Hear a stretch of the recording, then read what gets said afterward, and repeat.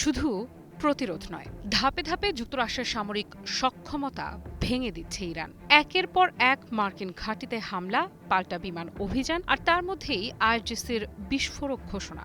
যুক্তরাষ্ট্র যেন ভুলেও না ভাবে এই যুদ্ধকে দীর্ঘস্থায়ী করতে পারবে। ইরানের দাবি, তারা এখন শুধু প্রতিরোধী নয়, বরং শত্রুকে একেবারে ভেতর থেকে ধ্বংস করে দেবে। তাহলে কি আরও বড় কিছুর ইঙ্গিত দিচ্ছে Tehran? Islamic revolutionary guard corps বা আইআরজিসির মুখপাত্র ব্রিগেডিয়ার জেনারেল হুসেইন মোহেব্বি যুক্তরাষ্ট্রকে সরাসরি সতর্ক করেছেন। তার ভাষায়, ওয়াশিংটনের এমন ভাবা উচিত নয় যে তারা বর্তমান সংঘাতকে দীর্ঘমেয়াদী ক্ষয়িষ্ণু যুদ্ধে রূপ দিতে পারবে, বরং যুদ্ধের গতি এখন ইরানের নিয়ন্ত্রণেই রয়েছে বলে দাবি করেন তিনি।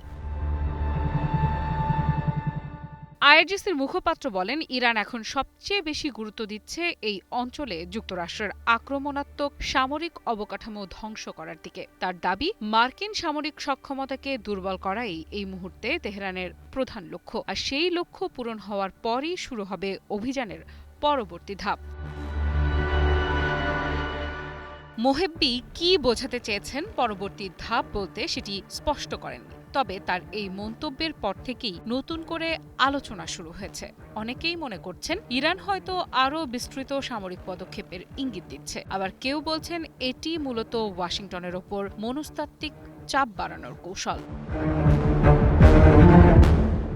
জর্ডান, কুয়েত, বাহরাইন, কাতার এবং ওমানে অবস্থিত মার্কিন ঘাঁটিগুলোতে গত কয়েকদিন ধরে একের পর এক হামলার দাবি করেছে ইরান। অন্যদিকে যুক্তরাষ্ট্রও ইরানের দক্ষিণ উপকূলের একাধিক স্থানে বিমান হামলা চালিয়েছে বলে জানিয়েছে মার্কিন সামরিক বাহিনী। পরিস্থিতিকে আরও উত্তপ্ত করেছে 15 জুলাইয়ের বাম্পুর হামলা। ইরানের দাবি, দেশটির একটি সেনা ব্যারাকে মার্কিন ক্ষেপণাস্ত্র হামলায় 7 জন নিহত হয়েছেন, আহত হয়েছেন আরও কয়েকজন। এই হামলার পরই প্রতিশোধ নেওয়ার ঘোষণা দেয় ইরানের সেনাবাহিনী। তাদের ভাষায়, নিহত সেনাদের রক্তের জবাব নিশ্চিতভাবেই দেওয়া হবে। শুধু সামরিক সদস্যই নয়, আইআরজিসির মুখপাত্র দাবি করেছেন, চলমান মার্কিন হামলায় এখনও পর্যন্ত 30 জনের বেশি বেসামরিক নাগরিক নিহত হয়েছেন। যদিও এই সংখ্যার তথ্য স্বাধীনভাবে যাচাই করা সম্ভব হয়নি, তবে দুই পক্ষের পাল্টাপাল্টি অভিযোগ ও হামলায় মধ্যপ্রাচ্যের পরিস্থিতি যে আরও জটিল হয়ে উঠছে সে বিষয়ে খুব কম বিশ্লেষকই দ্বিমত পোষণ করছেন। এদিকে যুক্তরাষ্ট্র নিজেদের অবস্থান থেকে এক চুল সরছে না। ওয়াশিংটন বলছে, এই অঞ্চলে তাদের সামরিক অভিযান চলবে এবং প্রয়োজন হলে আরও কঠোর পদক্ষেপ নেওয়া হবে। ফলে কূটনৈতিক সমাধানের সম্ভাবনা যতটা সামনে আসছিল, বাস্তব পরিস্থিতি যেন ঠিক ততটাই আবার যুদ্ধের দিকে ঝুঁকে পড়ছে। JBS holdings limited. এখন সবচেয়ে বড় প্রশ্ন, আইআরজিসি যে পরবর্তী ধাপের কথা বলছে সেটি কি?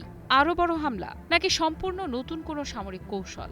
আর যদি দুই পক্ষই একইভাবে শক্তি প্রদর্শনের পথেই এগোয়, তাহলে এই সংঘাত কি শুধু ইরান ও যুক্তরাষ্ট্রের মধ্যেই সীমাবদ্ধ থাকবে, নাকি পুরো মধ্যপ্রাচ্যকে আরও ভয়াবহ এক অস্থিরতার দিকে ঠেলে দেবে? আফ্রিদা ইফরাত, নিউজ 24।